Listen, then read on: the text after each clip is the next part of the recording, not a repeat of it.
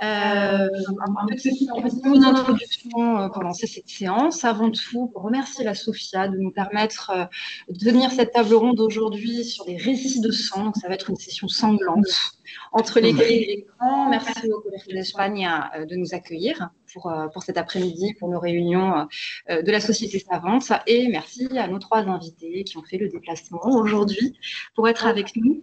Petite présentation, 3 spécialistes de crimes, de sang, de culture populaire, de justice culturelle. Émilie Guillard, qui est professeure de littérature espagnole, spécialiste de romans noirs à l'Université de Pau et des Pays de la Dour, et accessoirement à ses heures perdues doyennes. Et voilà.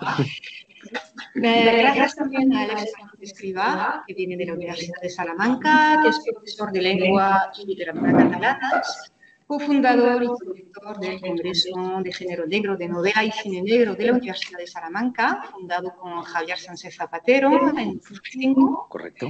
Y bueno, resulta que hace un año, bueno, estábamos el año pasado en mayo en Salamanca para la última edición del Congreso y hoy estamos reunidos de nuevo para celebrar el cine negro y la producción criminal negra. Y bueno, y este congreso pues contribuyó durante 20 años, ¿no?, a legitimar y a promover el género negro en el campo académico español, ¿no? Y también eres crítico en varias revistas literarias, director de la colección Crims, de la editorial Clandestina. Y Emmanuel Vincenot, también catedrático en la Universidad Gustave Eiffel, spécialiste d'images, de civilisation d'Amérique latine, de cinéma de genre, de culture populaire, et tu es également, depuis quelques années, spécialiste de jeux vidéo, qui pourrait donner aussi d'autres idées pour de futures sessions. Donc merci à tous les 3. L'idée aujourd'hui, c'est assez informel, c'est vraiment de discuter, d'instaurer un dialogue, de parcourir la production criminelle contemporaine à travers quelques échantillons littéraires et audiovisuels dans les mondes hispaniques, plutôt sur le premier quart du XXIe siècle, même si on ne s'interdit pas de déborder sur le XXe, dans une double logique intermédiatique, forcément littérature audiovisuelle, cinéma et séries, et intercontinentale, puisqu'on va parler aussi bien d'Espagne, aussi à un niveau régional, que d'Amérique latine, et en particulier des Caraïbes, avec le cas cubain dont parlera Emmanuel. Alors l'idée, c'est de faire apparaître certains points de convergence, certaines dynamiques, certaines différences aussi, certaines spécificités, et j'aimerais partir d'un constat, d'une évidence. Quand on lit un roman noir, quand on lit un polar, quand on voit une série, quand on voit un film criminel, aujourd'hui, qu'il soit hispanique ou extra-hispanique, on fait ce constat d'une relative tendance à la globalisation avec une prédominance d'un imaginaire mainstream, très influencé par les modèles états-uniens, même si on peut le nuancer, même si ça n'est pas systématique, puisque parallèlement, on voit aussi, on a vu émerger une dynamique de territorialisation, de réaffirmation du local, d'une identité locale. On essaiera de voir justement comment ça se décline selon les zones que l'on envisage. Donc l'idée dans ce dialogue, c'est aussi d'observer ces dichotomies, à la fois au niveau narratif et diégétique, mais aussi du point de vue industriel, puisque forcément, cinéma, littérature, on parle aussi d'industrie culturelle. Donc, qu'est-ce qu'il se passe en termes de réseau de production, de distribution aussi. Et forcément émerge le concept de localisation quand on parle de global, quand on parle de local. Donc deux dynamiques qui coexistent en réalité. La localisation, c'est un concept qui a été forgé par des théoriciens comme Roland Robertson, comme Victor Rudometov, qui envisagent ce dialogue non pas comme une contradiction, comme une tension, mais plutôt comme une interpénétration. Et dans le cas que je connais le mieux, y bueno, paso al español porque vamos a empezar a lo mejor la charla con Alex. El caso que mejor conozco es el caso español, el caso del cine español, y me parece evidente la pregnancia de este concepto de localización en el panorama cinematográfico. Y tú, como especialista del género negro, como especialista de literatura, pero también como experto de la producción audiovisual, ¿qué panorama puedes bosquejar de la producción contemporánea y cuál es el papel del localismo, digamos, o cuáles son las funciones y las vías de expresión de esa localización en la producción contemporánea de España. Bien, muchas gracias. Antes de nada, bonjour.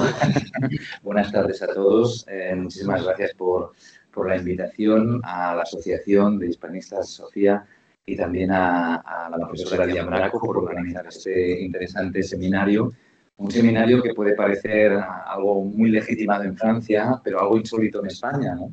La narrativa popular aún ocupa un lugar bastante obsoleto dentro de los estudios académicos en el ámbito hispánico y, por lo tanto, la celebración de mesas que giren alrededor de un tema que hable de narrativa popular, ¿no? Que hable de paraliterature, como se suele denominar en Francia, pues me parece, bueno, digno de mención, ¿no? Por lo tanto, doblemente agradecido. Bien, cuando a la pregunta, quizá para abrir un poco el debate, la noción de localización en España tiene una gran particularidad y es especialmente que se ha pasado de la localización a la diversificación, ¿no? Me parecería que ese sería un poco el titular de la evolución del género negro y policíaco en España, ¿no? Es decir, durante muchos años hemos tenido una literatura que se ha comportado como una colonia cultural, muy ensimismada, con un cine muy militante, muy retrógrado durante la dictadura desde el año 36 hasta el año 75, y en cambio a partir del año 75 empezamos a observar pues un comportamiento natural del género, ¿no? Ese comportamiento natural inicialmente tiene un gran componente urbano, podríamos llamarlo, con la aparición de un tipo de literatura muy ambientada en los grandes centros urbanos, Madrid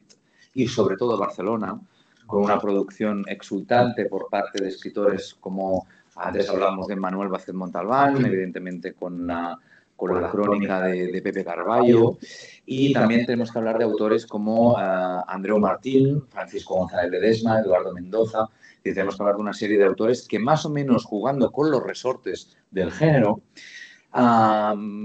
empiezan a abrir un camino que hasta ahora había estado completamente cerrado, ¿no? Esos autores los cito de una forma literaria, pero que también tienen una consecuencia cinematográfica, ¿no? Es decir, la mayoría de esos autores que vamos citando tuvieron adaptaciones cinematográficas con mayor o menor éxito, pero todos ellos de alguna forma tuvieron esos principios que podemos llamarlos de cine negro, ¿no? En España, a pesar de las primeras manifestaciones, como digo, son muy dogmáticas, muy militantes, con películas que eran homenajes a la policía, con películas que eran fundamentalmente, podrían tener aquel titular, el criminal nunca gana, ¿no? Películas que el criminal era justamente castigado y eran películas muy modélicas, ¿no? Ahora, por ejemplo, recuerdo Los Atrapadores, ¿no? Por citar una película muy identificativa de este subgénero. Y lo que ha ocurrido en estos últimos años en España es realmente una, yo llamaría normalización, ¿no? Al final, que tiene como característica principal esa diversificación, es decir, encontramos adaptaciones y películas de cine negro, del cine que nos ocupa, ambientadas en todos los territorios y en todas las geografías españolas, es decir, desde numerosos marcos urbanos hasta numerosos marcos rurales, y precisamente esa visión enriquece al género, ¿no? Yo creo que lo que hace es fomentar que existe cine negro urbano, existe cine negro rural. Recuerdo en una ocasión que Jorge Sánchez Cabezudo, bromearé un poco ahora, pero Jorge Sánchez Cabezudo decía que en España no había cosa que diera más miedo que un tío de pueblo con una escopeta, ¿no? Y no le faltaba razón, porque él que rodó La noche de los girasoles, por ejemplo, que es una película que va muy en consonancia con el ambiente rural, pues hablaba también de que la mayoría de la crónica negra en España era eminentemente rural, ¿no? Y eso es muy interesante ver cómo la diversificación de grandes escenarios Evidentemente, la cuestión de la globalización de las ciudades, evidentemente ha potenciado un tipo de cine negro, pero bueno, si queréis podemos ir entrando más adelante en cuestiones o en películas más concretas, pero sobre todo quizá la lectura sea esta, ¿no? La diversificación, la escenificación de todos los territorios como territorios aptos para que son amoldables al desarrollo de cine negro y que ya no estamos delante de un marco urbano, sino estamos dentro de un marco en el que cualquier marco territorial es susceptible de ser material de películas de cine negro. Uh-huh. Y precisamente hablando de territorio, has dado el ejemplo bueno, del campo, de la crónica negra relacionada con el campo, los paisajes del campo. Me parece que tanto en literatura como en el cine y en las series, las regiones desempeñan un papel fundamental. Tenemos el ejemplo de Galicia, de Navarra, del País Vasco, de Andalucía también. Y en el caso de Cataluña, porque tú eres catalanista, a ver, ¿cómo lo ves? ¿Cuál es el lugar, digamos, de Cataluña en este panorama, en el campo literario y en el campo audiovisual?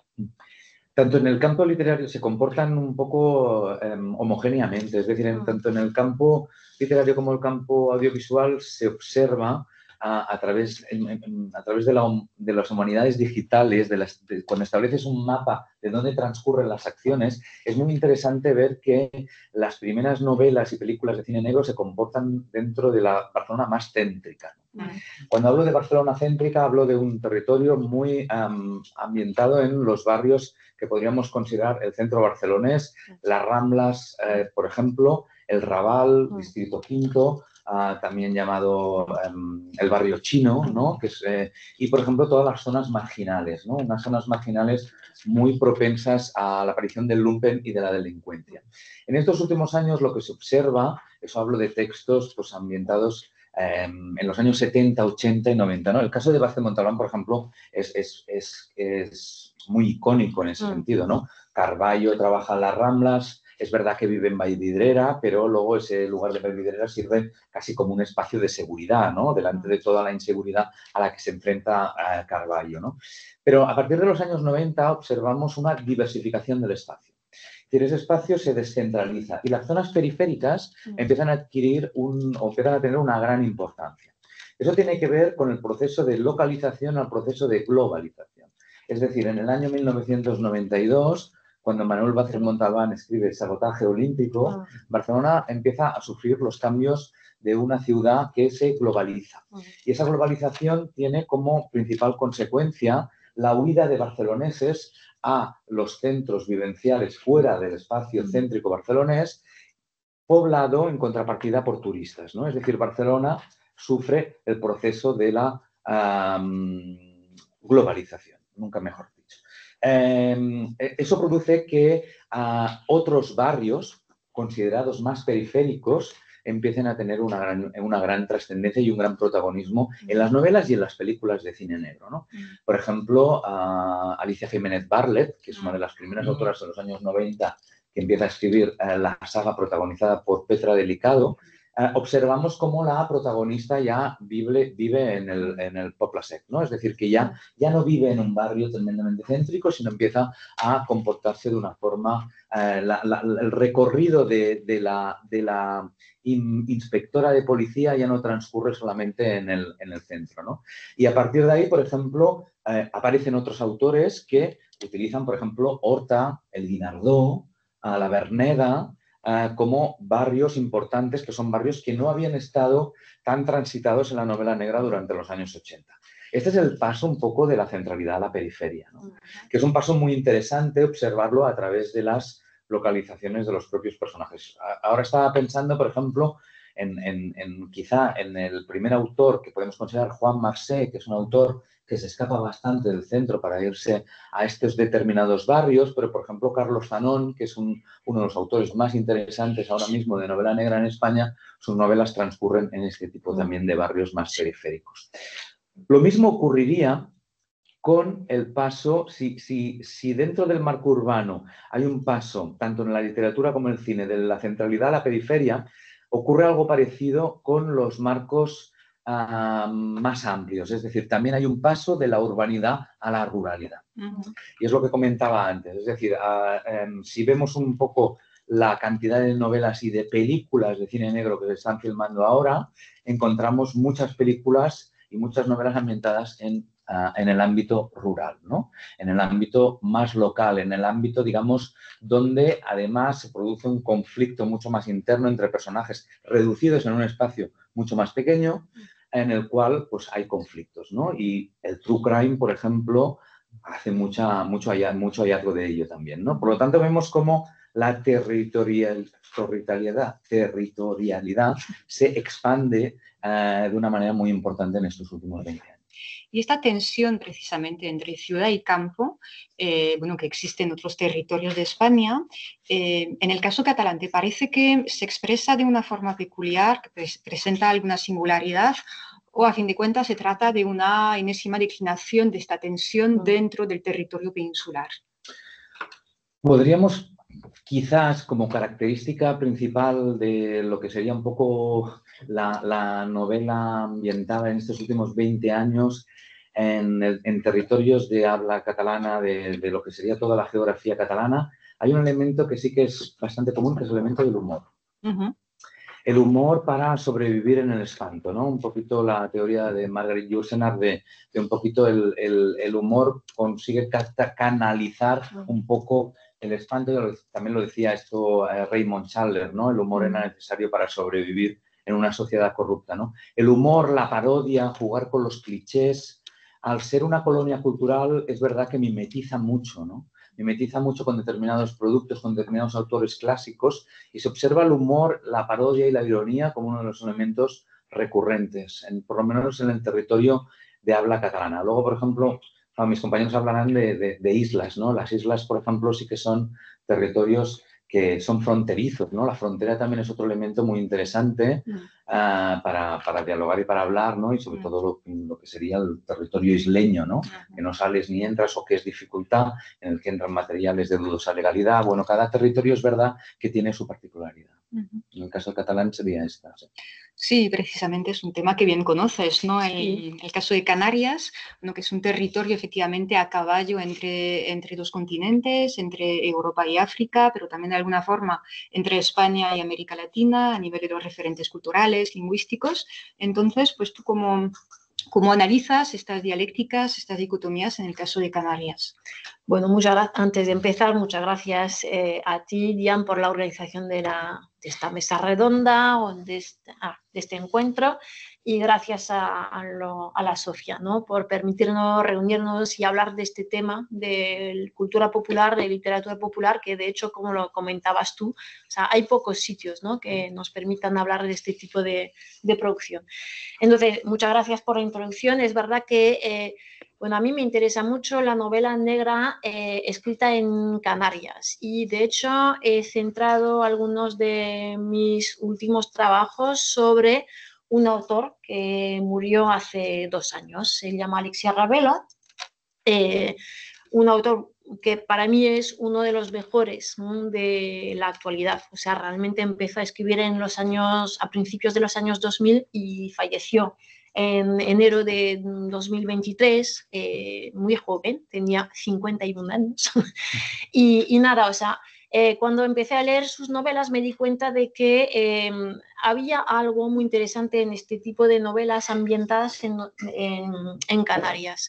Y de hecho empecé a leer más novelas, más escritores, y o sea, realmente la identificación de este tipo de novelas con el espacio es muy importante, sobre todo en el caso de Alexia Ravelo y también de otro autor del que quería hablar, que se llama José Luis Correa, que es uno de los primeros escritores de Canarias, ¿no? Que es un escritor gran canario, que escribe novelas negras ambientadas también en Gran Canaria creo que desde principios de los años 2000, ¿no?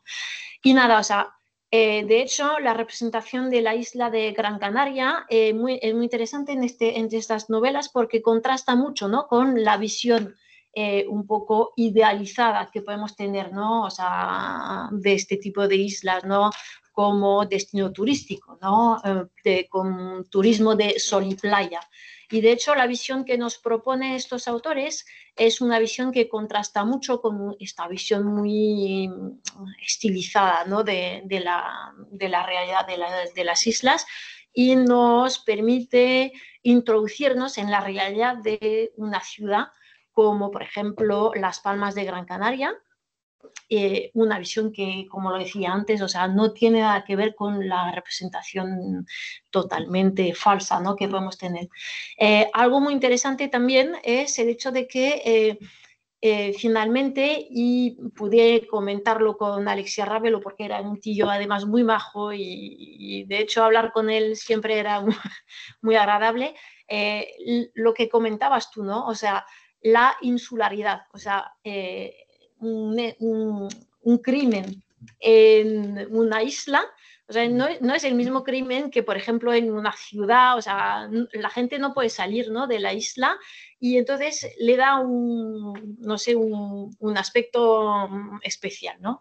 Entonces, bueno, para volver un poco al tema de la globalización que comentabas tú, o sea, esta producción de novela negra canaria me parece muy interesante porque a la vez retoma los códigos, ¿no? del género negro, pero los adapta a una realidad que nos permite, o sea, y nos permite descubrir esta realidad como no podríamos hacerlo sin este tipo de literatura, yo creo, al menos. No sé cómo lo ves, Alex, pero... No, completamente. Es decir, leyendo las novelas de Alexis Ravelo, al final, claro, se comportan, al final las novelas negras tienen un componente costumbrista muy amplio, ¿no?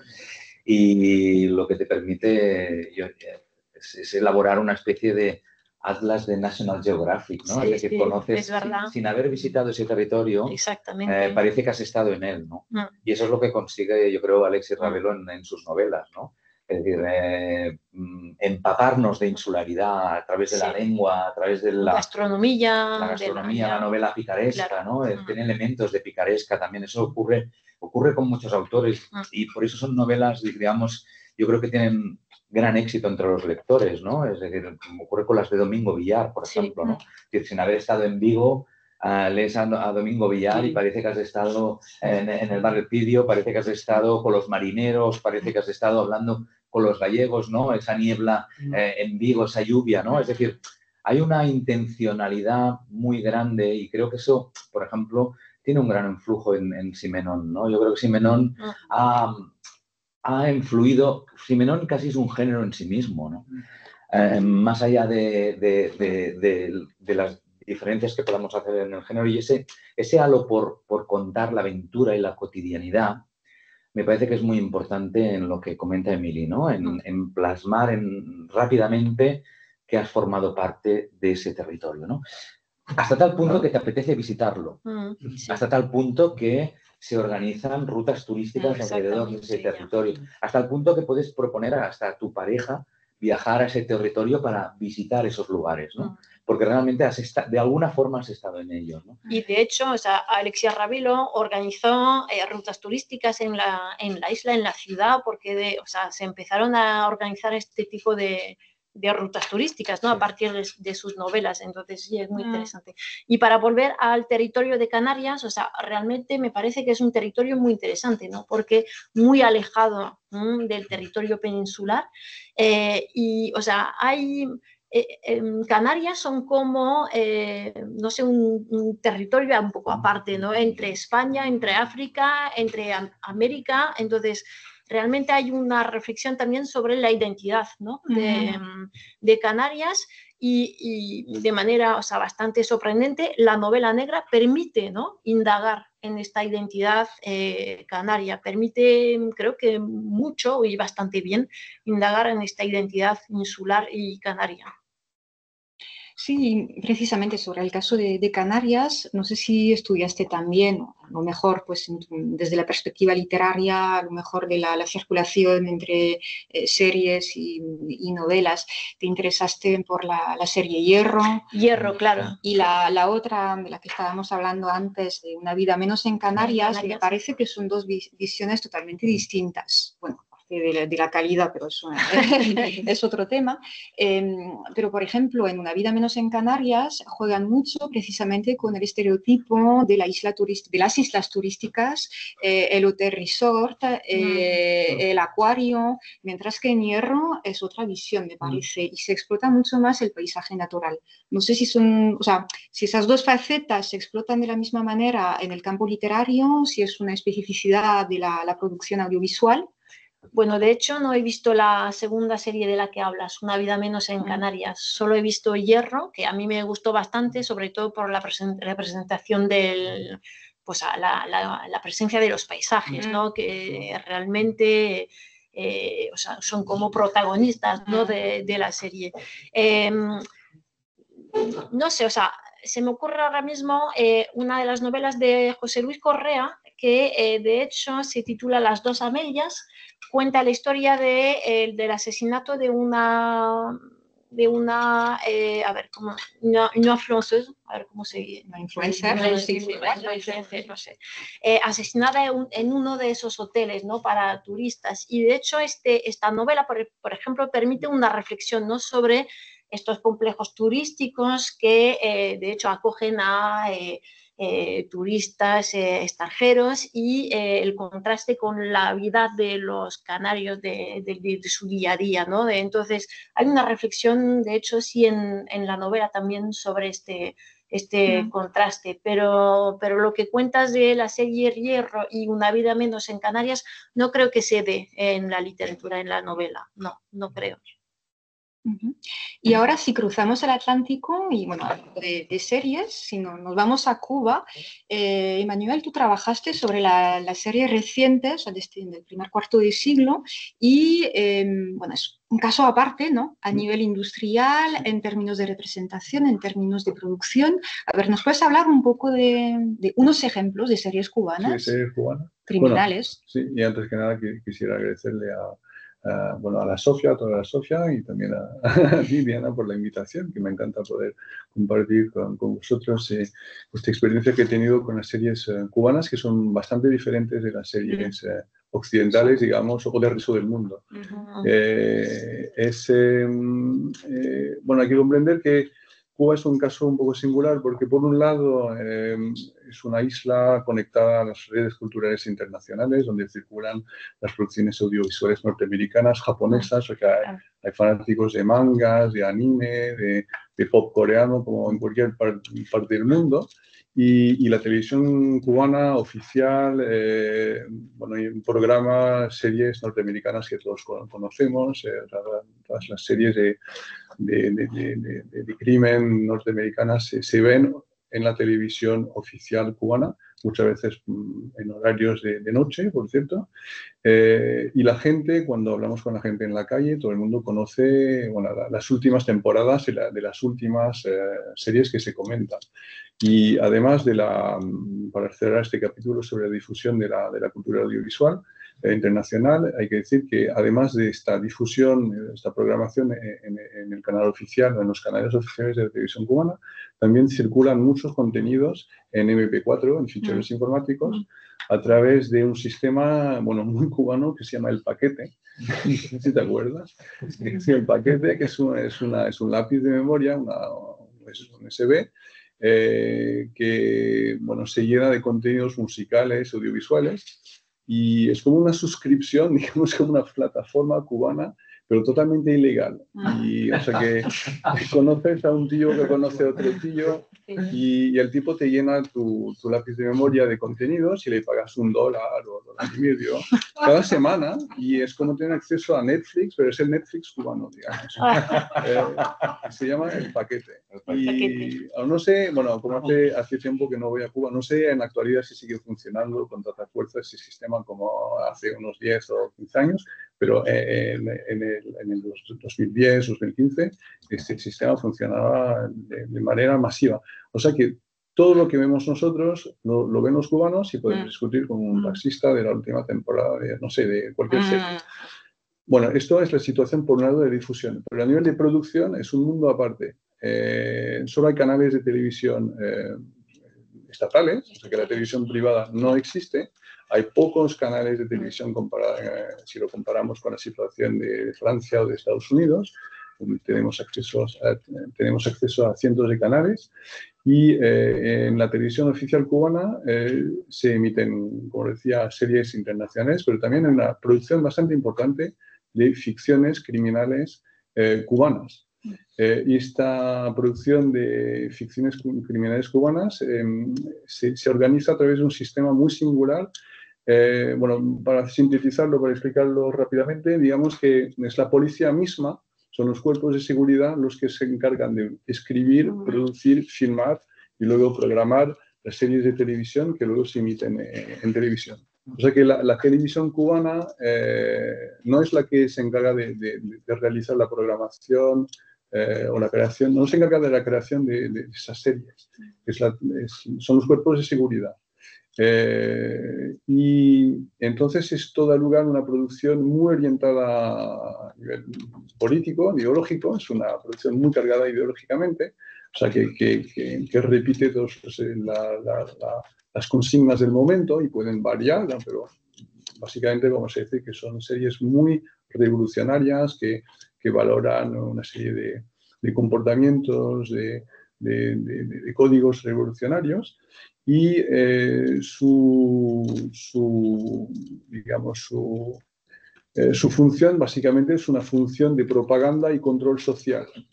Bueno, por supuesto, pueden ser vistas como puros entretenimientos, porque hay casos de crímenes, de encuestas, acción, a veces hay algunas secuencias de tiroteos, pero básicamente la función primordial, la función básica es la de defender el régimen y también de controlar la población o por lo menos mostrarle a la población que la policía la controla y que hay que andar con mucho cuidado antes de meterse con el gobierno y el estado de la revolución de manera general. O sea, para presentar de manera muy general es lo que puedo decir. Está una isla muy conectada con el resto del mundo y al mismo tiempo totalmente separada y que funciona como una isla audiovisual y policíaca. Otra expresión de la noción de insularidad, ¿no? ¿Y qué impacto tiene, por lo tanto, en la estética? ¿Hay una búsqueda estética o es simplemente un instrumento propagandístico y dejan de lado esa dimensión visual? No, esta dimensión estética la dejan de lado.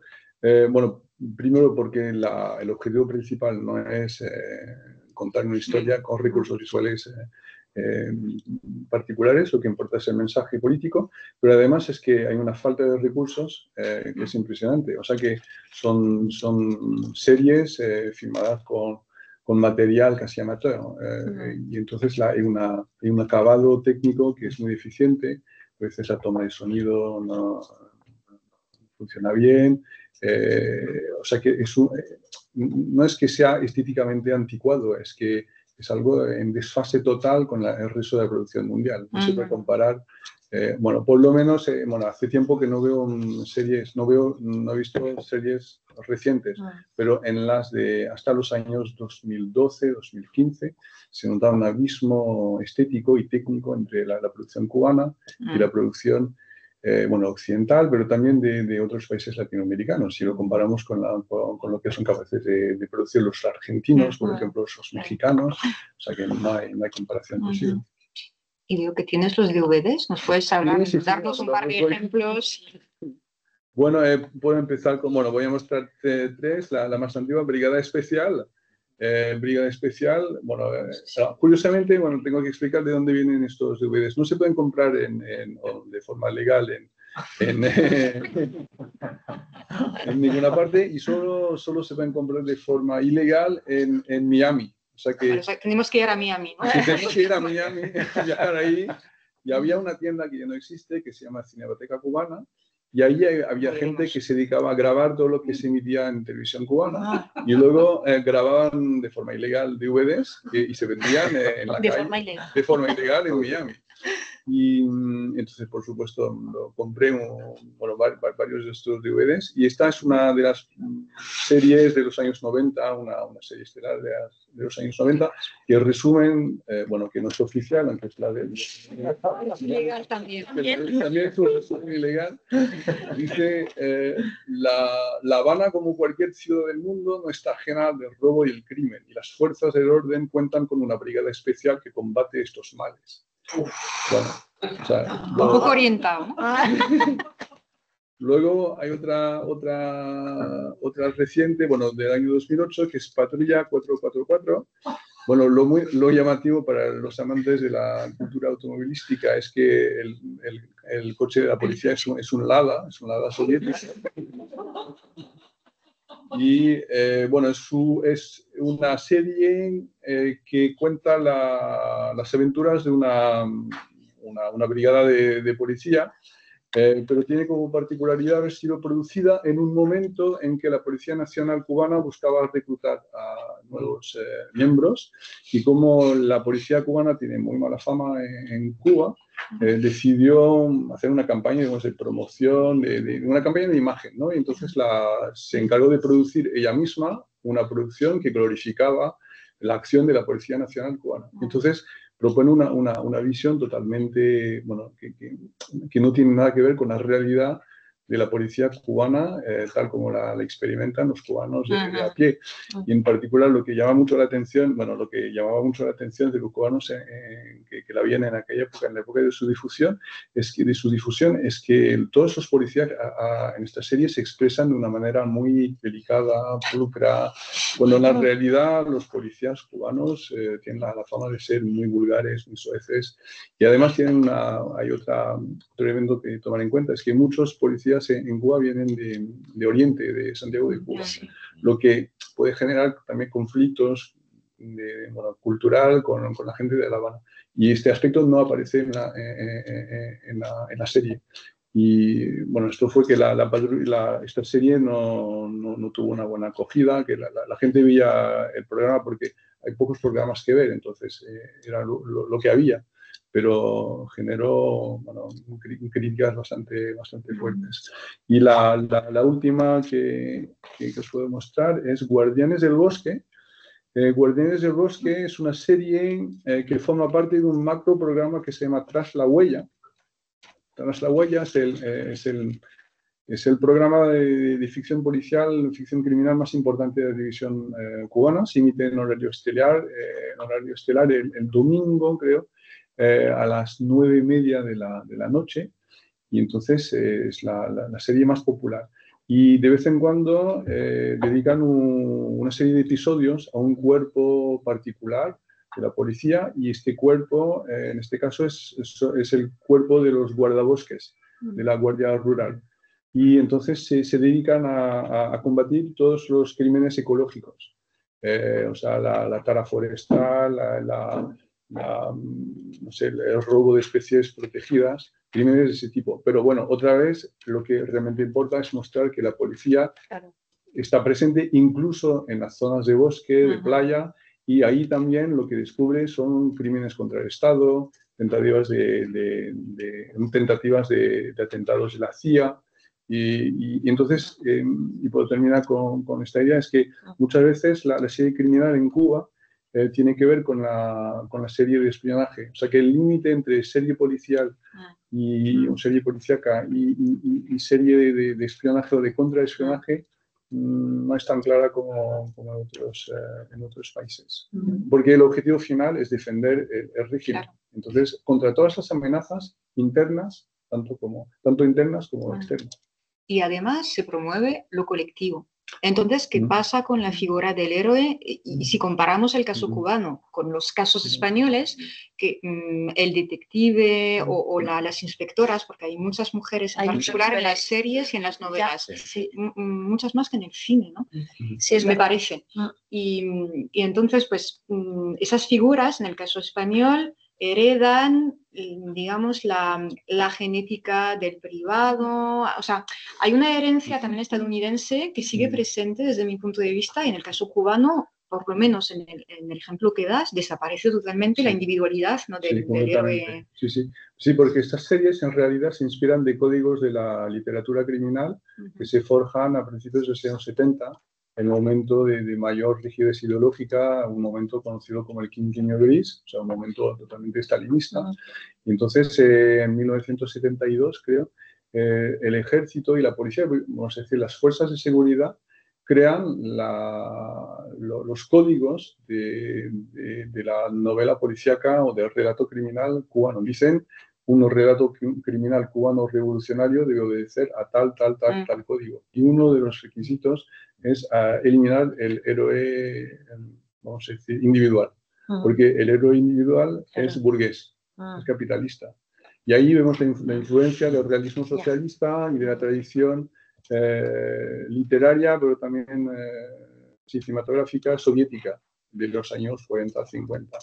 Y esto entonces se trasplanta en la literatura criminal cubana y esto sirve de base luego para la elaboración de ficciones audiovisuales que recuperan estos códigos. Y la necesidad de tener un héroe colectivo, bueno, sin defectos, siempre honesto, valiente, que tiene un fuerte espíritu de sacrificio, o sea que hay una dimensión también ética revolucionaria que es muy importante. Todo esto lo encontramos en estas series.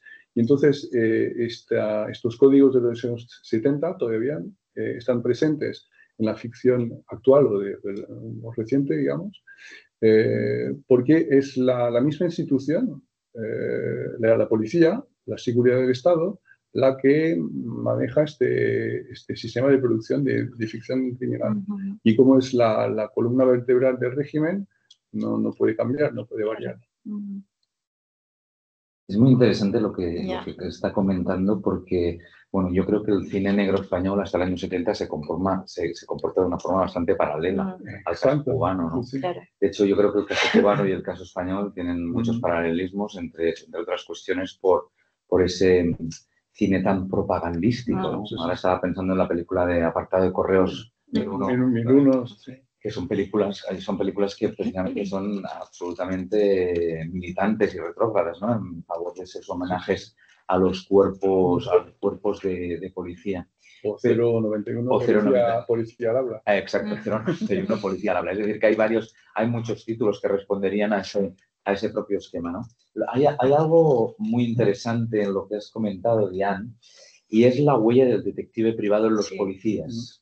El españoles, sobre todo, ¿no? Es algo en lo que he reflexionado muchas veces, en que, a pesar de ser personajes que pertenecen en estos últimos años, tanto en la literatura como en el cine, que pertenecen a cuerpos de seguridad del Estado, están llenos de extravagancias. Esas extravagancias las deben a la figura icónica de Sherlock Holmes, de Arthur Conan Doyle, que evidentemente ya sabéis que es un personaje completamente asocial, ¿no? Vamos a llamarle. Yo creo que rozaba algún tipo de patología no declarada, pero era un personaje tremendamente machista, drogadicto, ¿no? Es decir, que tenía un comportamiento, bueno, pues un tanto peculiar. Y eso es verdad que se ha ido transmitiendo a lo largo no solamente del estereotipo detectivesco, sino también de los propios policías, ¿no? Que Carballo queme libros es un elemento muy contracultural, ¿no? Y cada vez lo dota de un mensaje muy especial, ¿no? Los libros no me han enseñado a vivir, por lo tanto quemo los libros y cuanto más importante sea el libro, más gozo, ¿no? Pero, por ejemplo, cuando trasladamos esas particularidades a los policías, ocurre lo mismo. Por ejemplo, el caso de Petra Delicado, que he mencionado antes, Petra Delicado es una policía intelectual y la presentan como tal en las novelas, que pertenece al servicio de documentación, que ve películas en versión original danesas. Es decir, que es una policía que responde muy poco al estereotipo de un policía, ¿no? Además de su condición de mujer, que en el año 94 las mujeres tenían un papel ínfimo, ¿no? Dentro del mundo de los protagonistas. Pero luego, por ejemplo, Lorenzo Silva, a su propio personaje Rubén Bevilacqua, no solo le añade un apellido, una onomástica uruguaya, sino que además Bevilacqua, cuando se aburre, pinta soldaditos de ejércitos derrotados, ¿no? Es decir, cada policía va heredando extrañezas, y esas extrañezas provienen del código del detective privado, no tengo ninguna duda. Es decir, que al final son personajes que sí, pero son outsiders a la vez, ¿no? Es decir, no dejan de comportarse como personajes outsiders a pesar de formar parte de un cuerpo de policía. Claro, en el caso cubano eso no ocurre, ¿no? Pero incluso en Mario Conde, de Leonardo Padura, también, ¿no? Al final es un personaje muy vinculado quizá con el órgano oficial, pero luego que tiene evidentemente un comportamiento, una manera de actuar y una manera de comportarse muy alejada, ¿no? Es decir, que esos códigos se heredan a lo largo de la evolución del género, ¿no? Y son interesantes. Sí, solo quería añadir algo sobre la figura individual, ¿no?, del detective en la literatura española. De hecho, y tú lo has estudiado de manera muy acertada, o sea, hasta principios del siglo XXI no podían existir policías que pertenecieran a la Guardia Civil, ¿no? Porque de hecho, o sea, o sea, se puede comparar un poco con el caso cubano, ¿no? O sea, la Guardia Civil para los españoles, o sea, no podía representar un cuerpo, o sea, realmente había casi era imposible, ¿no?, imaginar este tipo de detective colectivo que perteneciera a la Guardia Civil. Y por eso, en la literatura criminal española, hasta una fecha bastante reciente, siguen existiendo muchos detectives privados, ¿no?, basados en el modelo de Sherlock Holmes y también del detective privado de Hard Boiled. Yeah. Sí, en el cine, lo que observamos también en el cine español de los años 2000-2020, bueno, claro, es la figura no del detective, sino del policía derrotado, fracasado, alcohólico, siempre con una complejidad psicológica, pues que no existe, supongo, en el caso cubano, porque la ideología no lo permite. Y al mismo tiempo, como decía, en las series me parece que las mujeres están mucho más presentes. Y esto, o sea, no consigo explicarlo. ¿Por qué por ahora las heroínas siguen ausentes del cine español cuando están mucho más presentes en las series? ¿Cómo se explica desde un punto de vista industrial, en términos ideológicos, en 2025? Y observamos lo mismo. Hay muchas heroínas y en la literatura también, pero porque en el cine policíaco, el cine negro sigue principalmente dominado por hombres. Por hombres, sí. Sí, es una extrañeza, es una rara avis realmente, porque es verdad que a lo largo de estos 25 años la presencia de mujeres, incluso de autores que utilizan mujeres en sus novelas, estoy pensando en José María del Benzu, por ejemplo, estoy pensando en Carlos Quílez, y todo el elenco de mujeres que escriben novela policíaca y novela negra en la actualidad, pues es verdad que no están muy representadas en el cine, pero luego también, eso es cierto, hay una escasez, pero hay muchos textos aún que están esperando en la literatura para ser adaptados al cine, muchos, ¿no? Es decir, yo creo que aún hablamos de muchas adaptaciones en estos últimos años, pero, por ejemplo, nadie se ha atrevido, por ejemplo, con una Marta Sanz y un Arturo Zarco, ¿no? A pesar de la complejidad, eso a lo mejor comportaría la presencia de un rol femenino más amplio, pero por ejemplo, hay Amaya Salazar, ahora estoy pensando, ¿no? Por ejemplo, el caso de Los Redondos sí se ha llevado al cine, pero es verdad que no abundan las mujeres detectivas españolas. No sé muy bien qué explicación puede tener eso, es decir, es realmente una buena pregunta y habría que reflexionar sobre ello porque en el campo literario es verdad que no ocurre. Es decir, estoy pensando Rosa Rivas, estoy pensando en la gran cantidad de escritoras ahora mismo que utilizan personajes femeninos en las novelas. Hay una gran cantidad, ¿no? De cantidad y de calidad, hasta tal punto que hasta hace 10 años inventaron un término que se llamaba femicrime para definir la presencia de las mujeres que escribían sobre personajes femeninos. Pero es verdad que el cine no los ha reproducido, ¿no? No sé si la huella de Petra Delicado nos ha hecho demasiado daño, ¿no? Es decir, hubo una serie televisiva producida por Telecinco, protagonizada por Ana Belén y Santiago Segura, que destrozó la figura de la mujer policía en la televisión española. No sé si eso puede tener algo que ver, ¿no?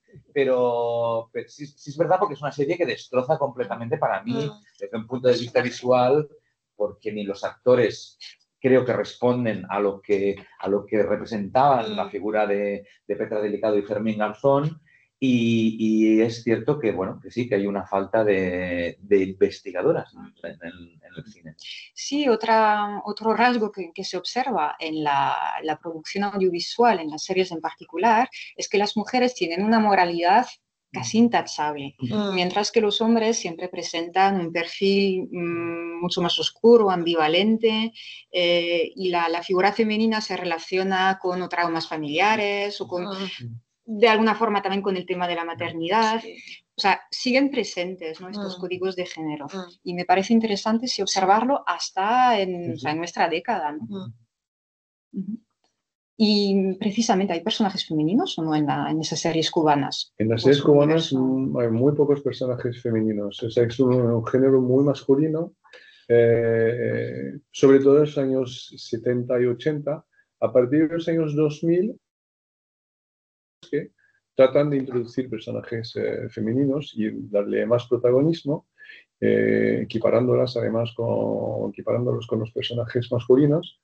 Y bueno, es algo que estudié un poco, pero al final la sensación que tenemos es que aunque se valora la figura de la mujer, se dice que la mujer puede ser tan revolucionaria como el hombre, que puede incluso ejercer una forma de autoridad. Por ejemplo, hay secuencias en esta serie donde vemos un interrogatorio llevado a cabo por una inspectora y lo hace de forma tan, vamos a decir, intensa y casi brutal que un hombre. Bueno, en última instancia siempre se ponen bajo la autoridad de Fidel o del Che, de los que vemos o cuyos retratos vemos en el fondo, en una pared. Entonces es como si cuando la ficción intenta darle protagonismo a la mujer, termina insistiendo al final en la figura patriarcal de Fidel. O sea que no salimos mucho de este esquema que reproduce los esquemas sociales. Y eso te iba a preguntar también precisamente cómo se representa la figura de Fidel Castro a la de Che Guevara, en concreto en la ficción. ¿Son evocaciones? ¿Hay algún actor que interprete a...? No, es que en realidad pasa...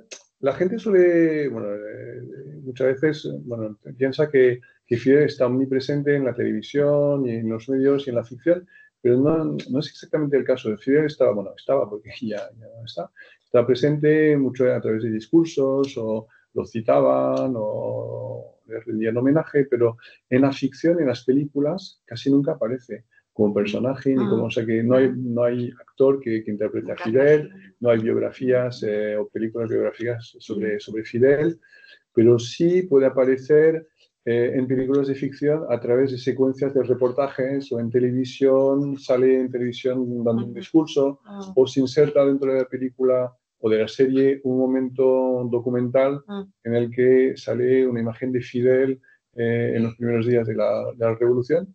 En estas, y es lo que puede pasar en estas series, pero la mayor presencia de Fidel Castro y de las otras figuras de la revolución históricas, digamos, se ve a través de fotos o de retratos oficiales en la comisaría o en una oficina, en un espacio oficial, y esto corresponde a las realidades, que cuando vamos a los servicios oficiales del Estado en Cuba siempre está presente una foto de Fidel o del Che en algún lado. Entonces es lo que muestra la ficción. Pero bueno, en esta serie, por ejemplo, estudié la aparición de las imágenes de Fidel y siempre aparecen de manera bastante natural y realista en el segundo o tercer término, en el fondo, pero en momentos claves del relato, donde hay que manifestar y recordar la importancia de los principios de la revolución cuando habla una persona que tiene un alto rango jerárquico dentro de la policía. O sea que es algo muy estudiado. Es una presencia muy discreta que a lo mejor alguien que no se entera mucho de estos temas no va a notar, pero en realidad siempre está presente en momentos estratégicos y muy estudiados. Sí, se inscribe también, supongo, en la mente del espectador de forma inconsciente. Claro, ¿no? sí, es imagen subliminal, que sí, bueno, sí. Interesante lo que comentas, Manuel, porque cuando estás en Cuba, cuando estábamos en Cuba hace 20 años y la figura de Fidel impregnaba toda la realidad, impregna aún toda la realidad, los cubanos nunca nombran el nombre de Fidel. Nunca. Fidel siempre se le representa con este gesto. O el caballo. O el caballo. ¿No? Es decir, hay diversas nomenclaturas para hablar de Fidel, pero nunca se citan su nombre, ¿no? Es decir, está siempre. ¿No? Sí, no se ve tanto, no se ve mucho, pero está omnipresente. Sí. Todo el mundo lo tiene o lo tenía en la mente. Y entonces, pues este fenómeno, bueno, el caso cubano es especial, pero ¿observas dinámicas comunes pues, en otros países de América Central, del Caribe? ¿Observáis, no? Porque tú también conoces bien esa zona. ¿En otros países? O... El único país que puede funcionar de una manera parecida, creo, es Venezuela. Desde la llegada al poder de la revolución bolivariana. Y bueno, sé que han intentado adaptar el modelo de producción de ficción, tanto de televisión como de películas, en Venezuela, y se ha creado un instituto de cine bastante parecido al Instituto Cubano de Cine, pero sería el único caso. En los años 70, digo, en la actualidad, en los años 70 había el caso de Nicaragua. Y bueno, en Nicaragua intentaron también implantar un modelo de producción audiovisual muy calcado, muy imitado del modelo cubano. Pero como después bueno, fracasó la revolución sandinista y el régimen se transformó en otra cosa, bueno, últimamente no sé cuál es la situación de la producción audiovisual en un país como Nicaragua. Pero sé que sí hubo algo muy similar a lo cubano en los años 70.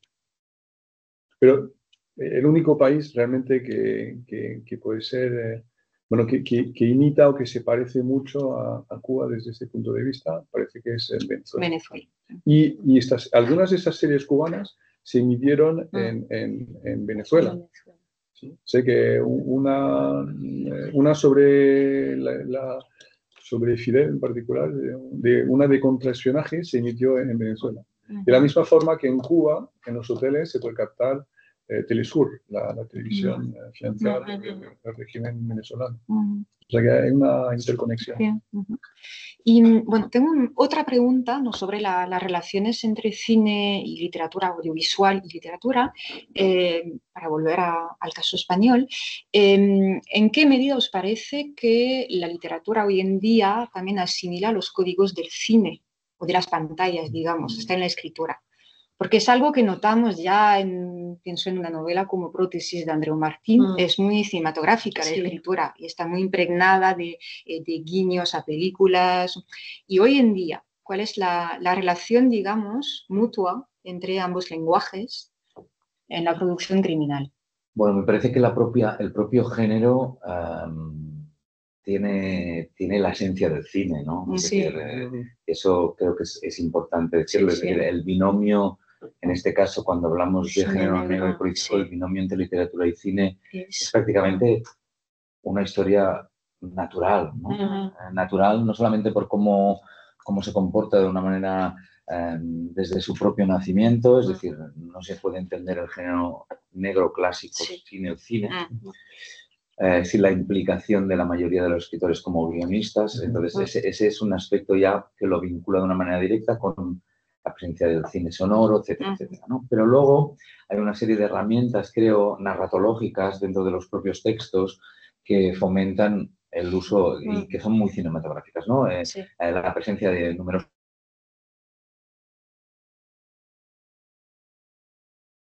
y también el reflejo de la topografía, ¿no? Me parece que son tres elementos que cualquier director de cine cuando los lee está viendo la película, ¿no? El problema muchas veces son los códigos de conversión, ¿no? que han generado tantas polémicas entre los procesos de literatura y cine, los procesos de adaptación. Y has citado un caso que es especialmente interesante, que es el caso de Prótesis, ¿no? El caso de Prótesis de Andreu Martín es un caso que es digno de análisis porque Andreu Martín escribe seguramente una de sus mejores novelas, que es Prótesis, evidentemente, que es la historia de venganza entre un expresidiario y un policía franquista violento. Y la novela, ¿no?, funciona en clave de western porque esos dos personajes han tenido un ajuste de cuentas, pero toda la novela va a estar destinada a que esos dos personajes vuelvan a encontrarse para vengarse, ¿no? El título de Prótesis está muy bien elegido porque es verdad, uno de los dos personajes le falta todos los dientes de la boca porque el policía se los ha roto. Entonces, de ahí viene el nombre de prótesis dental. De hecho, en la cubierta del libro sale una prótesis dental.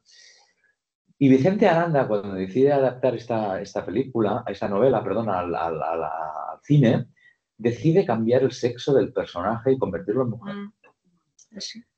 Ese aspecto que inicialmente Andreu Martín lo critica diciendo que le han destrozado la novela, acaba siéndose el gran éxito de la película. No solamente hay una historia de violencia entre ellos dos, sino que encima hay una historia de amor. Una historia destructiva de amor. Y es una de las grandes adaptaciones de los años 80 y 90 y de cómo el lenguaje cinematográfico, como el amor y el erotismo, que será el próximo tema de la Sofía, podría quedar Prótesis perfectamente, funciona a través de una visión que va mucho más allá de una propia historia de violencia, ¿no? Los códigos, muchas veces los códigos cinematográficos que nada tienen que ver con los literarios, funcionan, ¿no? Y acaban siendo un gran éxito, ¿no? Y sobre todo porque la literatura impregna mucho detallismo, ¿no? Eso el cine es otro registro, es otro lenguaje, ¿no? Yo recuerdo la película Días Contados, por ejemplo, ¿no? Días Contados de Imanol Uribe, una película que ganó el premio de Donostia de San Sebastián. Al final coge uno de los elementos de los que le interesan del texto, ¿no? A Uribe, ¿no? No puede abarcar toda la intrahistoria de la novela. Incluso Juan Madrid deja de hablar a Imanol Uribe por esa película, ¿no? Una película que acaba convirtiéndose en una de las películas más premiadas del cine negro, porque esa película es una película negra en toda su dimensión, ¿no? Y en toda su definición. Entonces, ahí podríamos entrar ya en casos muy particulares de adaptaciones de novelas, pero claro, cambiamos de registro y cambiamos de lenguaje, ¿no? Que a mí me parece que es una de las herramientas. Por ejemplo, siempre pienso en Carlos Ruiz Zafón. Carlos Ruiz Zafón nunca dejó de adaptar sus novelas porque él ya tuvo muy claro que ninguna de esas adaptaciones correspondería a lo que él tenía en mente sobre su universo novelesco, ¿no? Bueno, pues un criterio, ¿no? Por lo tanto, cuando entramos en detallismos de adaptaciones, estamos en un mundo muy interesante, ¿no? En el conflicto entre autor y director, que daría para escribir unos cuantos libros, me parece, porque es un tema muy interesante. Yo diría que en el caso de los autores más comerciales, ¿no? Como por ejemplo, bueno, no, Redondo, o incluso Agustín Martínez, ¿no? Que de hecho es guionista, ¿no? para el cine. Yo creo que esos escritores escriben para, o sea pensando ya exactamente, o sea, y tienen una influencia enorme, ¿no? En su manera de escribir sus novelas, o sea, tienen ya en mente la perspectiva de una posible adaptación utilizando los trucos, ¿no? Propios del cine policíaco, entonces ya, o sea, para mí la influencia en este tipo de producción es evidente realmente. En el caso de autores más, menos comerciales, digamos, por ejemplo, vuelvo al caso de Alexia Ravelo. Llama mucho la atención, por ejemplo, si lees la primera novela de su saga dedicada a Eladio Monroy, las primeras páginas las representan, es una descripción, ¿no? De la ciudad de Las Palmas de Gran Canaria, y de hecho, o sea, la manera de describir la ciudad es realmente la que podríamos tener si estuviéramos viendo una película con un plano general que luego se va acercando cada vez más. O sea, yo realmente cuando leo estas páginas estoy viendo, ¿no? O sea, me imagino la adaptación, ¿no? Lo que podría dar realmente en el caso de una adaptación. Entonces, sí que yo veo realmente una influencia enorme.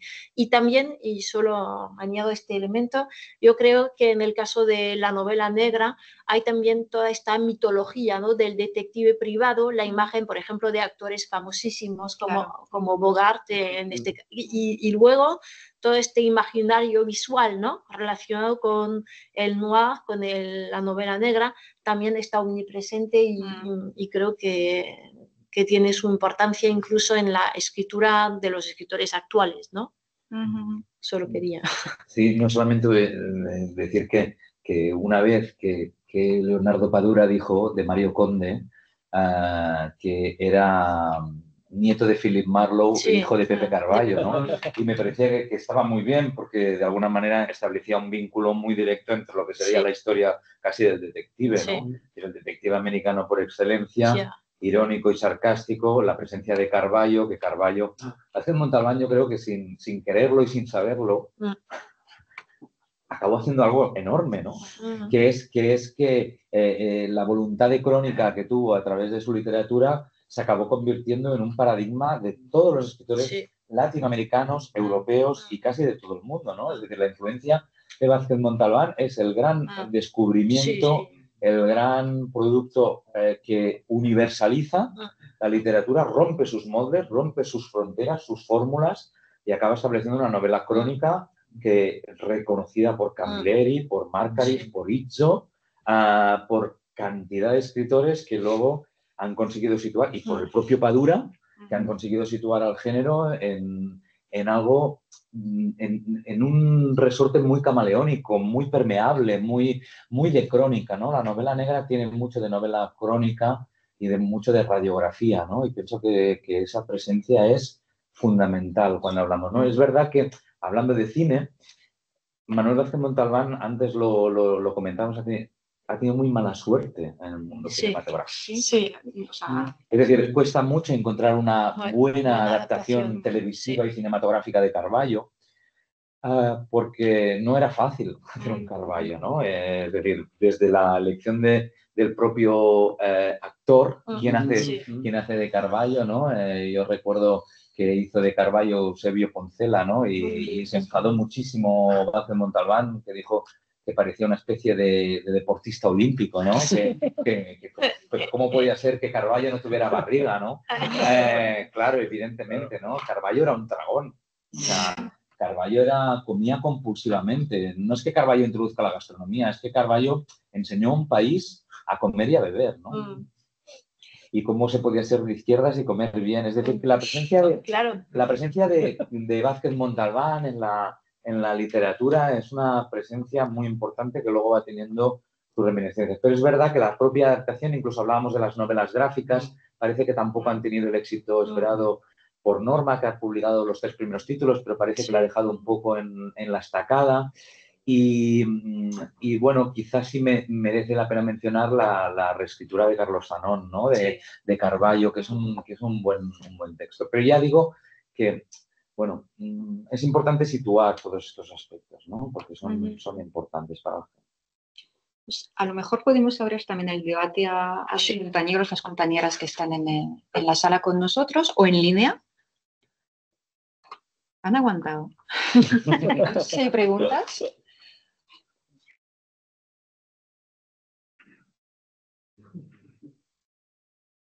Este tema de la gastronomía a mí me gusta mucho. El tema gastronómico es un tema realmente que presente, tiene ¿no? todo su propia idiosincrasia, porque vuelvo a Simenón, pero es que Simenón dota a Maigret de todas esas peculiaridades del andar por la calle, del comer, de los platos, de su mujer alsaciana, de todo lo que al final es una puerta que abre, ¿no? Que es muy interesante a la cotidianidad y a ver cómo come y cómo vive un personaje, ¿no?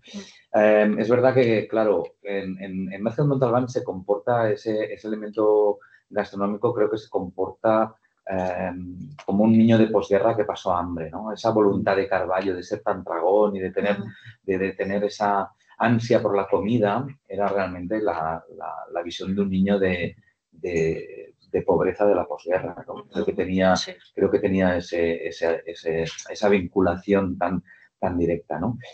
Pero se convirtió en el testimonio más directo de la reivindicación de la cocina tradicional a la cocina vanguardista, ¿no? Hasta tal punto que los propios cocineros le pedían prólogos para sus libros, ¿no?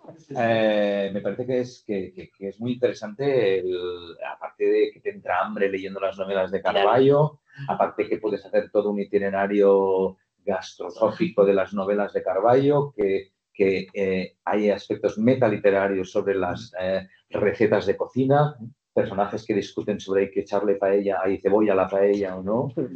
Es decir, que se produce, es decir, una puerta de apertura muy, muy interesante que luego ha sido continuada por numerosos escritores de numerosas nacionalidades.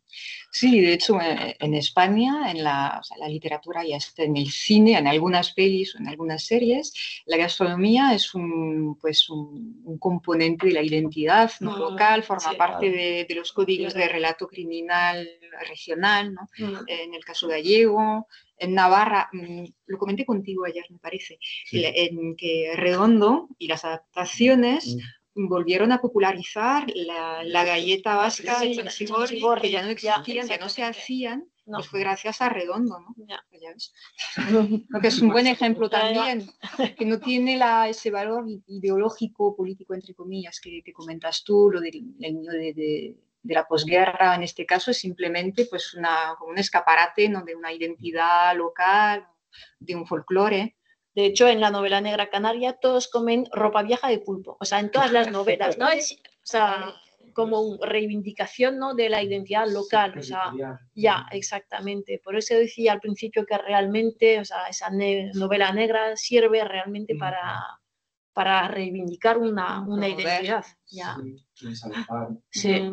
La calidad y de identidad a veces incluso un poco estereotípica, ¿no? Sí, sí. Porque pensando en Domingo Villar, o sea, utiliza mucho esos clichés sobre los gallegos, sobre la manera de hablar de los gallegos, sobre tal, y como el policía es de fuera, de Aragón, toda esa temática de la adaptación a la nueva zona de vivir, y como un tema así un poco transversal. ¿Más preguntas? ¿Observaciones? Sí, vuelvo al tema del hombre y mujer, porque efectivamente poníais de relieve esa distinción que hay entre una presencia de mujeres cada vez más afirmada en las series, en las novelas, y en el cine poquísimo. Lo que yo veo es que aún así hombres y mujeres parecen compartir una serie de rasgos, porque decías que el detective o el policía suele ser una persona derrotada. Pues las referencias que me vienen en mente, en Hierro, la jueza es una persona derrotada, en Rapa, la comisaria o la inspectora es derrotada antes y durante la serie por una serie de problemas de conciencia y tal. En la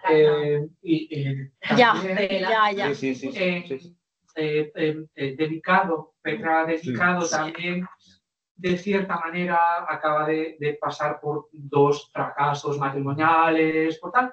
Es decir, que sea mujer u hombre, el policía o la policía parece que tiene que ser, de una manera u otra, un personaje quebrado o debilitado por una cosa u otra. Pero creo que la serie ofrece a lo mejor un espacio más amplio para desarrollar esos problemas femeninos y a lo mejor, no sé, es una hipótesis mía, los productores de cine aún no se atreven a producir películas protagonizadas por mujeres y basadas en parte en esas problemáticas femeninas o psicológicas. No sé, es un principio de hipótesis, pero es evidente que hay algo en términos industriales, o sea, en la opción de los productores de ofrecer pues, el protagonismo de una serie a una mujer, no a un hombre, y al revés en el cine. Y yo creo que la serie pues, es compatible con ese tipo de narración que está, la parte, la investigación y por otra parte el retrato de la mujer, del personaje femenino. Un poco como en las novelas, justamente. O sea, como que la serie ofrece el mismo tipo de espacio para exactamente, las críticas psicológicas de las que ofrece una novela. También es muy interesante esto del pasado turbio y traumático, ¿no? Al final es una forma de humanización también del personaje, ¿no? De que nos sintamos muy empatizados con un personaje derrotado en la vida, ¿no? Todos acabamos siempre más perdiendo que ganando, ¿no? Y esa es un poco la moralidad del detective, ¿no? Es decir, es un ganador de batallas, pero es un perdedor de guerras, ¿no? Y a mí me parece que esa visión es la que hace que el lector empatice, ¿no? Y tanto en el universo cinematográfico como en el literario, en el sentido de ver un personaje pues, que sufre delante de todo y aparte que tiene una sensibilidad especial porque ha sufrido mucho, ¿no? Y ahí esa humanización pienso que es una de las claves del éxito del antihéroe, porque además yo pienso que el héroe ya no está de moda, ¿no? El héroe, hace mucho tiempo que el héroe dejó de estar de moda, ¿no? Ahora lo que gusta es el antihéroe. Yo siempre recuerdo algo que me impactó, que salí del cine, estuve 2 días casi sin hablar, porque no podía entender la película Fargo, ¿no? Yo no pude entender la película Fargo, necesité mi tiempo para entender la película Fargo, porque fui a ver una película de cine negro que era blanca, y fui a ver una película de un investigador que era una mujer embarazada. Claro, yo salí de esa película diciendo, pero vamos a ver, pero ¿cómo puede ser, no? Y es verdad, y al final es toda esa ruptura del paisaje y paisanaje habituado al cine negro fue una revolución. Sí. Y toda esa presencia de un personaje que parecía que iba, ¿sabes? Que no acababa de enterarse muy bien qué partido estaba jugando, y a la vez un personaje muy delicado, estaba embarazada. Es decir, que, bueno, y al final romper los códigos y humanizar a los personajes creo que son unas claves del éxito. Melchor Marín también, por ejemplo, es el símbolo de esa fragilidad del hombre derrotado que intenta resistir, que a la vez duda siempre con la actividad intelectual, porque sueña con ser bibliotecario. Así que... Y acabo con esto. También comentábamos hace un rato en la tetralogía, que en un principio era la trilogía de la Ciudad Blanca, que también es interesante ver cómo del personaje masculino, a medida que avanzamos en los 4 tomos, finalmente es una mujer la que acaba tomando de cierta manera el protagonismo, con el personaje de Unai, que va desapareciendo un poco, y finalmente los personajes periféricos de Estíbaliz y de Alba, que van cogiendo cada vez más protagonismo. Si ahora estaba pensando en la adaptación, por ejemplo, para ir sacando algunas mujeres más, la aparición de María Ruiz, de Berna González Harbour, que se ha hecho una adaptación cinematográfica, y luego, claro, yo me quedo también, no es española, pero con Lisbeth Salander, que evidentemente ahí la mujer es una Sherlock Holmes feminizada, ¿no? Es decir, ¿y de qué manera, no? Ese hacker completamente un genio de mujer, ¿no? Bueno, por ir sacando un poco mujeres, rostros femeninos en el cine, ¿no? Que es verdad que no hay tantos, pero bueno, alguna hay, ¿no? No, muchas veces, bueno, son personajes secundarios, o de esposas, o de hijas, pero que están relegadas, me parece, a espacios más periféricos.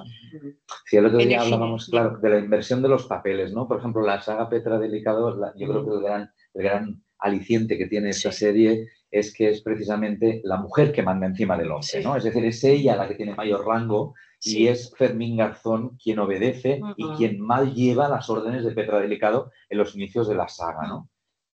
Claro, Petra Delicado ya es como de por sí una onomástica interesante, ¿no? Sí. Petra dura como una piedra y delicada cuando conviene la ocasión, ¿no? Y atención, porque Fermín no deja de ser un chiquillo, pero garçon en francés es un chiquillo, ¿no?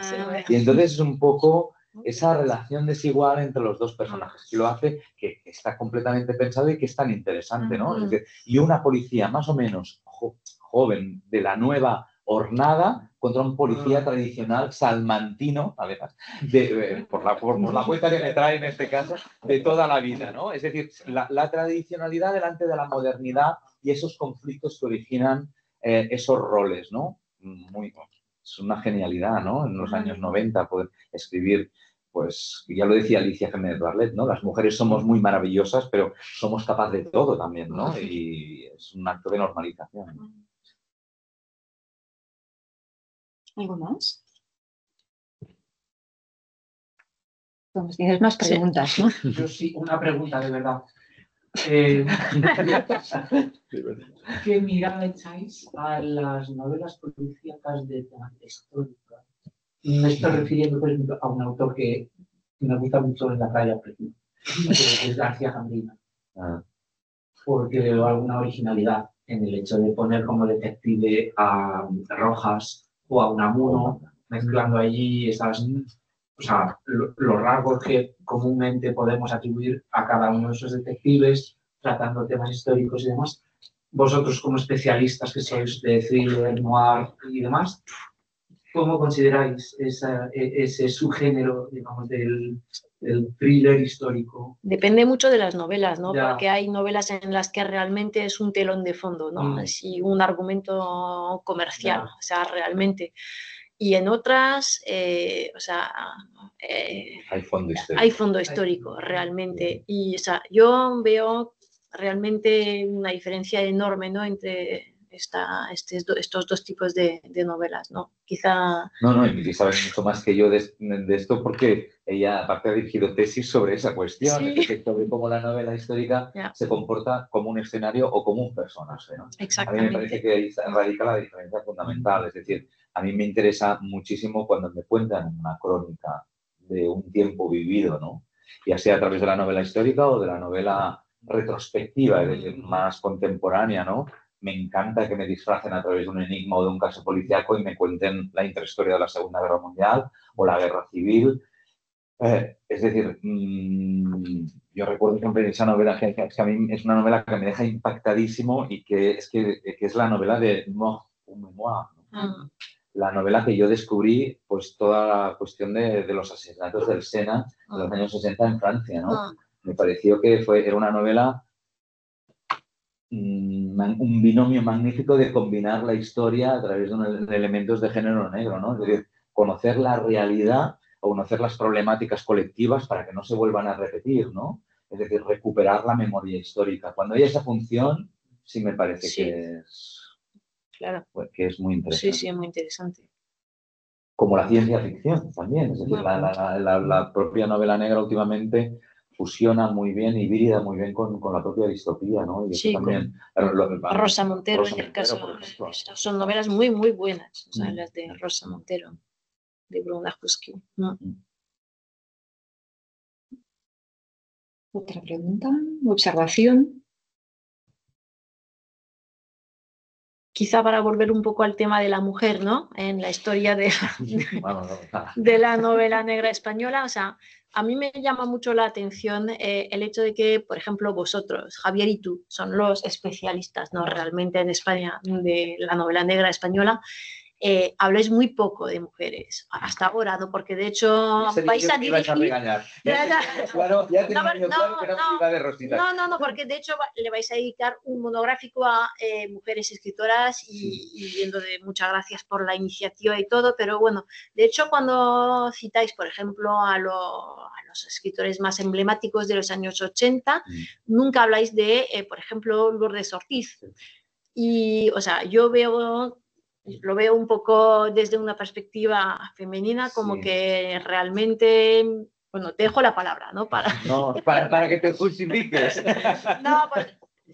No, a ver, es verdad que Lourdes Ortiz solo hizo una incursión, ¿no? en la propia picadura mortal y sí se cita como antecedente, pero es verdad que no hemos estudiado realmente el papel representativo de la mujer en la historia, porque desde Emilia Pardo Bazán se podría ya trazar como un recorrido a través de Lourdes Ortiz, María Antonia Oliver, que esta autora sí que la hemos trabajado en profundidad, pero sí que es verdad que convendría o estaría bien escribir un libro solo desde el punto de vista de la presencia del rol femenino en la literatura policíaca española, ¿no? Bueno, siempre quedan cosas por hacer, y es muy interesante y se tiene que hacer, ¿no? Sobre todo ver un poquito el comportamiento un poco del rol femenino en la literatura policíaca española, cómo ha ido evolucionando y normalizándose, ¿no? Que es interesante. Bueno, empezamos con el monográfico este y luego servirá. Porque la novela negra la lee, o sea, sobre todo la leen mujeres. Aquí, al menos en Francia, hubo un estudio. En España casi todos son mujeres las lectoras de novela negra. Sí. Sí, con una presencia, aparte en España últimamente, no sé si en Francia, pero los clubes de lectura en las bibliotecas públicas están teniendo una gran repercusión y casi todo el público es femenino. Y no sé en Cuba no sé, pero en Francia y en España creo que más mujeres. En Cuba, en televisión, el género policíaco, bueno, hasta una fecha reciente, era más considerado como un género masculino. O sea que la ficción criminal era para el público masculino y las telenovelas para el público femenino. Las cosas están cambiando un poco, pero bueno, es panorama de representación, ¿no? Ya. Claro. Yo solamente quería comentar que, con esto ya termino, que no quiero acaparar nada, que sí que merece la pena mencionar el cine negro español actual, es decir, las películas de Enrique Orbizu, de Alberto Rodríguez, de Rodrigo Sorogoyen, que me parece que estamos en un momento muy dulce del cine negro, el más dulce del cine negro español, ¿no? Es decir, tenemos una generación de directores de cine realmente espectacular. Ojalá hubiéramos tenido en los 80, con las grandes novelas que hay de novela negra española, una generación de directores como ahora y una industria del cine como tenemos ahora mismo, ¿no? Es que llevamos de verdad unos 20 años de cine negro en España que merece la pena destacarlo, ¿no? Porque tenemos grandes películas y grandes adaptaciones también, ¿no? De numerosas novelas. Y que son también la emanación de un contexto de crisis y de poscrisis. Yo creo que tiene que ver con ese contexto en España. ¿No es algo más? Algo con lo que decías antes de la ausencia de mujeres en el cine negro, de mujeres protagonistas. Me pregunto si es un fenómeno específico de España o... Porque desde que lo has mencionado estoy pensando, digo, a ver, excepto la detective de Fargo, no se me ocurre ninguna mujer protagonista de película de cine negro en cualquier idioma. Bueno, Lisbeth Salander de Millennium también. Sí, ya, pero es un caso aparte, ¿no? Sí, pero es un ciclo. Sí. Que no es una película única, es un ciclo. Sí hay. Tiene que haber, pero...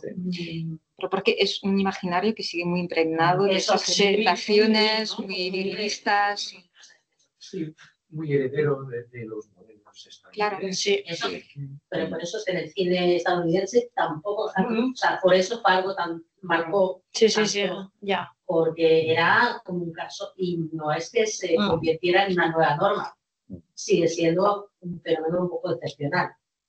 Sí, absolutamente. Es que ahora estaba pensando, si la evolución natural un poco del héroe antihéroe, partimos del caballero medieval, es verdad, del caballero medieval nos vamos al western, del western nos vamos al detective, y del detective ya nos vamos al detective héroe antihéroe, cómo va evolucionando, es que estamos en un escenario muy testosterónico.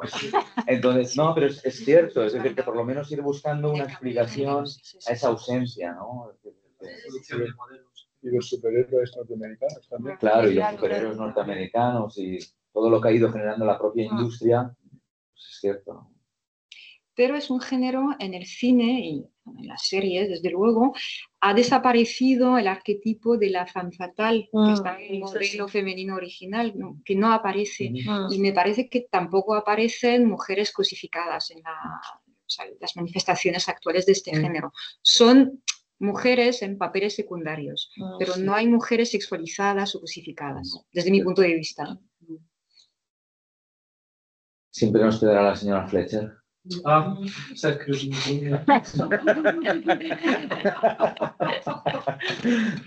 ¿y alguna recomendación final para concluir la mesa? ¿De lectura o de...? Es un poco como Bernard Pivot, ¿no? Pues Alexia Ravelo, o sea, lo repito, pero bueno, me parece que es de lo mejor que se ha escrito hasta ahora. Y bueno, se ha traducido al francés, pero solo se han traducido 2 novelas suyas. Y es una pena porque, de hecho, como ha muerto, me explicaron los editores con los que suelo trabajar que es muy difícil, ¿no?, comprar los derechos de un autor que ha fallecido. Entonces, o sea, al fallecer casi perdió la perspectiva de poder ser traducido de nuevo. Entonces, creo que es un autor muy recomendable, muy recomendable. Emmanuel. ¿Alguna película o serie, bueno, además de las que presentaste, ¿no? Pues no de... ¿Ilegal o ilegal? Bueno, ilegal mejor, siempre ilegal. No, estas series que antes solo se conseguían de forma ilegal, ahora creo que en todas o casi todas están en YouTube.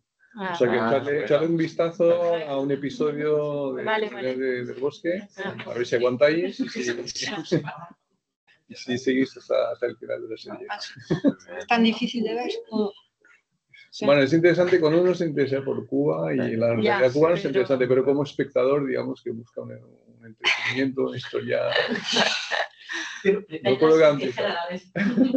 Perdona que te interrumpa, pero yo, con ingenuidad quizá, me imaginaba que, pues, puesto que el modelo venía de los guiris y demás, podían existir unos intentos de parodia, de jugar con esos esquemas.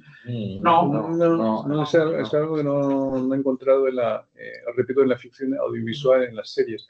El único intento de imitar, pero no es parodia, de imitar una serie, un modelo norteamericano, es una serie del año 2006, creo que se llama Forense.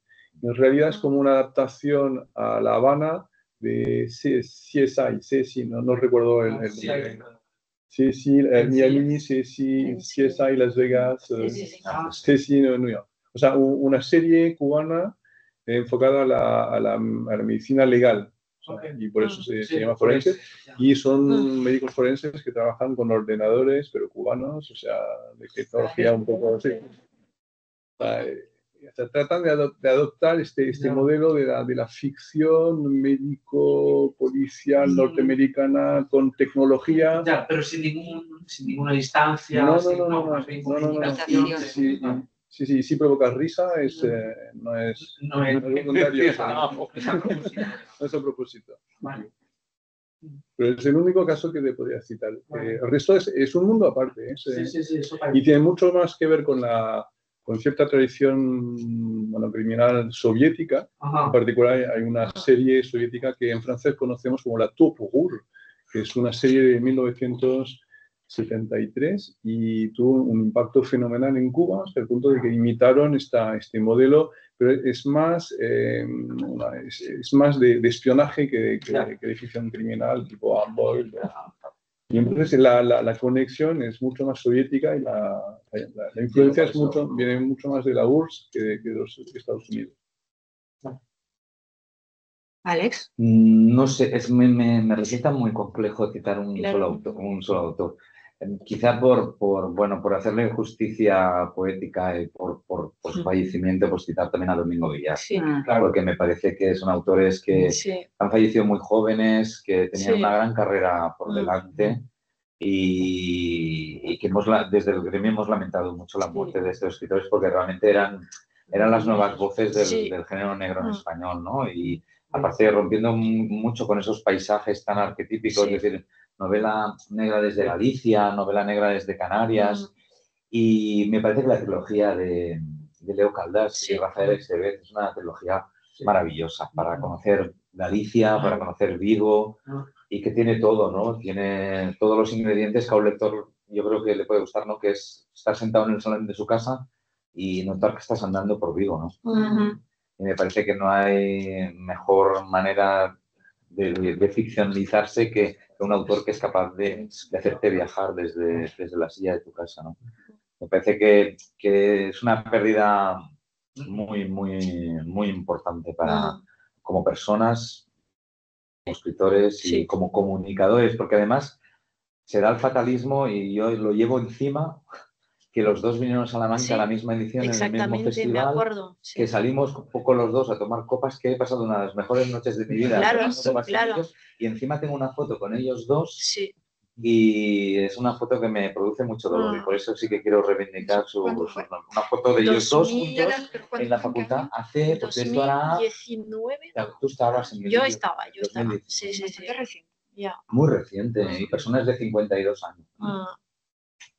51, 52. Bueno, o sea que por lo menos homenajear a los dos, ¿no? A Alex Ravelo y a Domingo Villar. Gracias por el homenaje final. De nada. ¿Más preguntas? ¿Hay preguntas en línea? Bueno, que es urgente de aquí, ¿no? Que está conectado. Pues muchísimas gracias a los tres. Gracias por aceptar la invitación. Gracias al equipo de la sociedad. Gracias. Se acabó. Muchísimas gracias a Rémi y Simon. Por aguantar, Se ¿no? levantó la sesión. Pasaron más. Paso Nicolás Yochon. Ah, bueno, El Yochon. el Yochon. Yochon pasó